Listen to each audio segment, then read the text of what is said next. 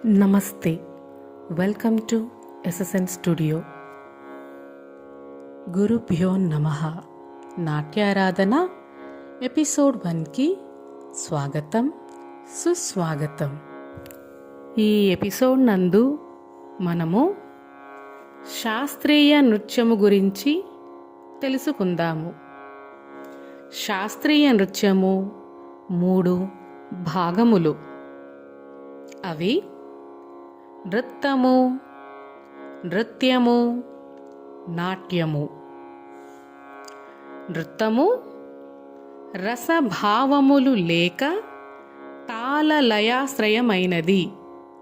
మృదంగ జతులకు ఉదాహరణ తఝెణుత, తక్కఝెణుత, తరికిటతోంత, తఝెణుత వంటి జతులకు లయబద్ధముగా నర్తనము చేయుటయే నృత్తము.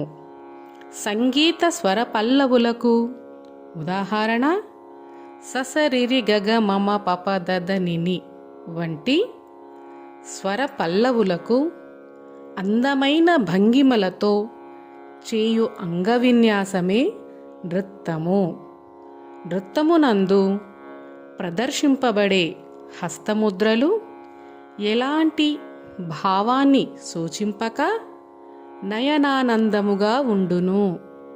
ప్రతి నాట్య ప్రదర్శన నృత్తముతోనే ప్రారంభించబడును.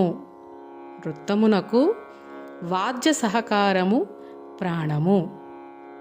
ఈరోజు మనము నృత్తము గురించి తెలుసుకున్నాము.